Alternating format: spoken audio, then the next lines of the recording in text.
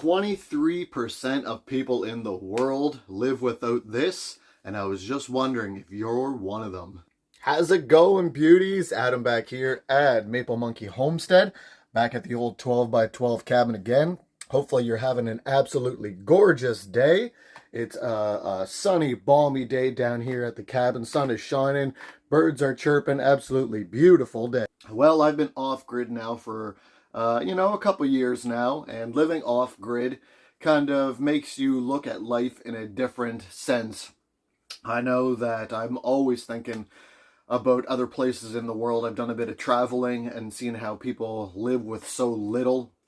And even the way that I have set up, even though that it's not finished right now, there's people in the world that just live with so much less than what I have even here at the old 12 by 12 tiny cabin. So it really puts things into perspective on how little you actually need. Same with thinking about our, maybe relatives or ancestors back in the day, how we have the luxury now of grocery stores. We have the luxury now of electricity and running water and, XYZ on this whole list. And that makes our life more convenient, more accessible, and just, more enjoyable, I think, overall, in the grand scheme of things, where our relatives and our ancestors that have done this kind of thing back in the day, starting homesteads, moving across country, doing this, doing that, farming, they literally had, not none of it, but a lot less opportunities. And for them, it was literally life or death. If you pack up your caravan and you go across country with your family, you've got to make it work. So it's always interesting the struggles that they would have had to face along the way. And me going through some of these struggles and other people going through some of these struggles in building up their homestead and going off grid, where it's potentially not life or death. Maybe with some people it is, maybe with some people it isn't. But I always find it interesting. Number one, the could be something as simple as the bugs. Right now the mosquitoes are just absolutely crazy back here. So it is, it's a little bit annoying to say the least. And, you wouldn't have had a respite from that back in the day. Mosquitoes, black flies, horse flies, all that kind of things. And you would have just had to have bit down, grit your teeth and bear it kind of thing. You wanted to mill lumber, you would have had to chop down the trees, either take them to a mill by horse and carriage or mill them yourself with, depending on what era, with saws and hatchets and axes and actually manpower. So you would have actually had to, build and get your wood yourself to build the place that you want to, as opposed to just going to the lumber yard or putting an order in for whatever you're looking for at a sawmill. If you wanted to have your food, you'd have to grow it yourself, or know somebody, hopefully within a couple miles, that is growing it or grows something different that you could barter with. It would have been so much harder back in the day. And I mean, I understand it is, it's a different way of life now. It is definitely not the easier way, but it would have been so much harder back in the day. And in thinking about this, I've been just kind of looking at some statistics about some different things with people in the world. So like I had mentioned at the beginning of the video, 23% of people in the world live without running water today. So almost a quarter of the world live without running water. Back here at the cabin, I don't have running water. I get 5-gallon jugs for drinking water from the grocery store, and for water for washing, I fill up little 1-gallon jugs and do my dishes and do washing if I'm not going to the gym to have a shower kind of thing. So 25% of people in the world don't have running water.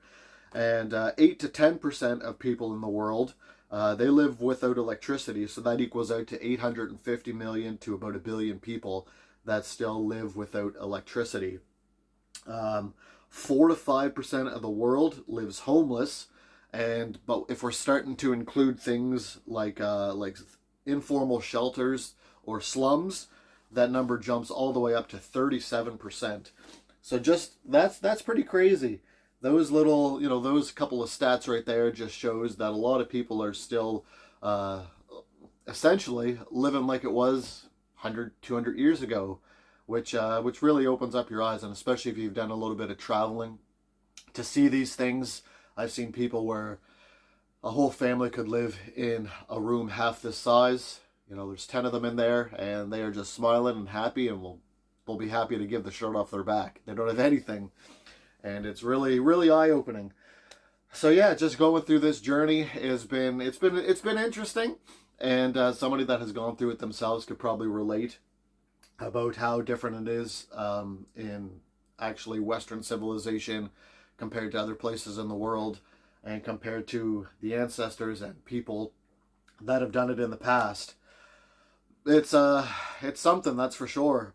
I always tip my hat to the people that have done it in the past, and because it would have been a whole other ball game, that's for sure.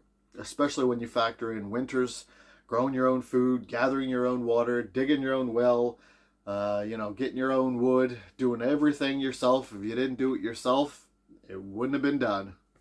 So just wanted to share that out there, that if you got a roof over your head, you got some money in the bank, you got some food in your pantry, we are in the top tier of the world with how blessed we are. So we really don't have anything to complain about, especially if we think about our ancestors, about all the the encumbrances and challenges that they had to overcome back in the day.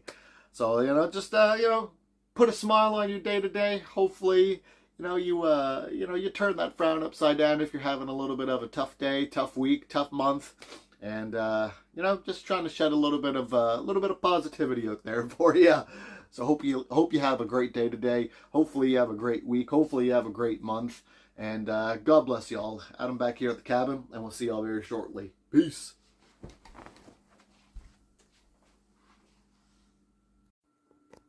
Oh, P.S. It's been great to see y'all back around the videos.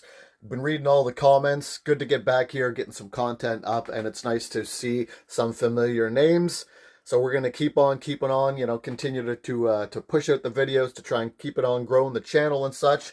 But yeah, it's great to see all you guys back again. It's good to be back, and I guess we'll just have to sit and wait to see what kind of content I got in store for us next. I know another video coming up here. I'm gonna see if I can't go to the shore. We'll do some clam digging. We'll do some off-grid camping. We'll do some maybe get into the mind of self-sufficiency and foraging and stuff like that.